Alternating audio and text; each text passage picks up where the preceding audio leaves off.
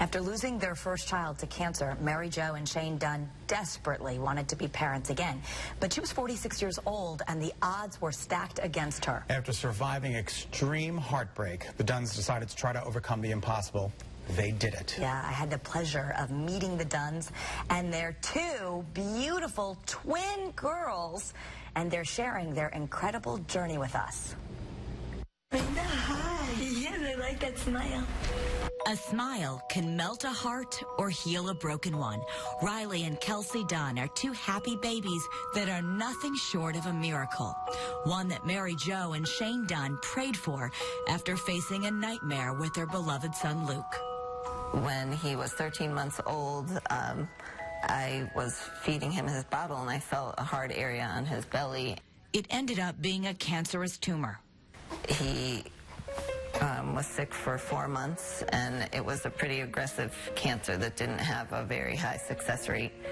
And but we never believed that until the moment that he passed away. We thought that he was going to survive.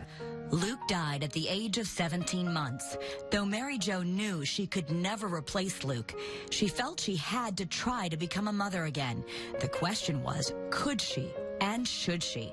She went back to the Yukon Center for Advanced Reproductive Services, where the Dunns had conceived Luke with IVF.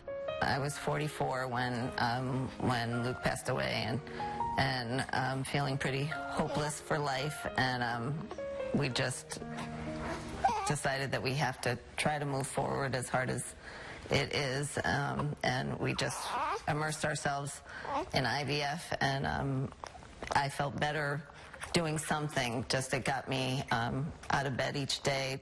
Dr. Mary Casey Jacob is a psychologist at the center. It was her job to guide MaryJo through her roller coaster of emotions. It's always crushing to know that somebody has lost a child. And in a case like the Dunns, because of MaryJo's age, she had to seek assistance with trying to conceive again within weeks of losing their son. It would be a long journey. After 6 unsuccessful egg retrievals, everyone, including the doctors, worried this just wouldn't work. You start giving up hope. You think maybe it's just not supposed to happen. You know, are we pushing it too far? And we were really fortunate financially. There was a GoFundMe page that was created for us when we were in the hospital. Had that not been in place, we would not have financially been able to continue. She had a script running in her head that she would never be okay if she didn't have another baby. And we were concerned that she wouldn't have another baby. So we had to help her begin to think about, well, what if? MaryJo convinced her doctors to let her try just one more time, and it turned out to be lucky number 7. That cycle produced these 2 blue-eyed beauties. But at the time, doctors didn't know if it was ethical to implant the embryos that would become Kelsey and Riley. Genetic testing came back showing that those embryos might not be normal.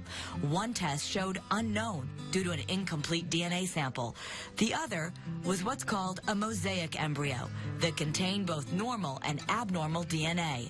The center had never implanted a mosaic embryo before, but it had been done elsewhere. The staff would talk at times about having such compassion for the Dunns and not being sure, should we keep encouraging them? Should we be pushing them to think, when is enough enough?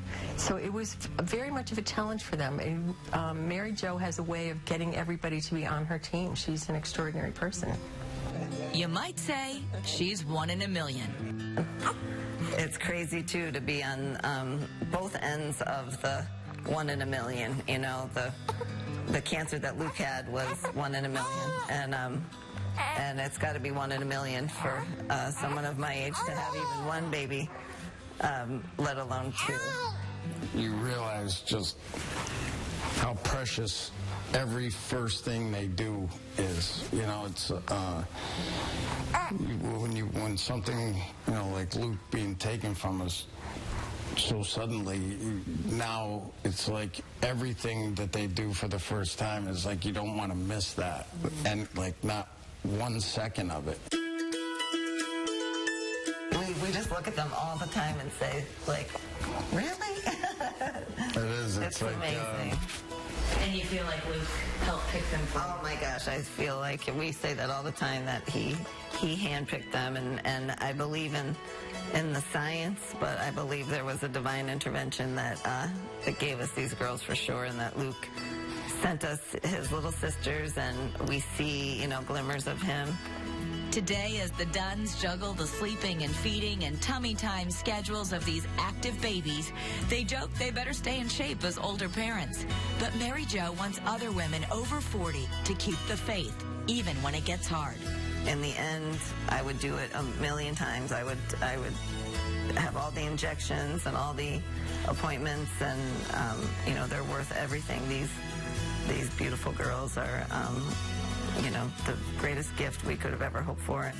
The Dunns certainly crossed a new frontier of science at the center, but to them, it felt like a win for a team of doctors that felt like family.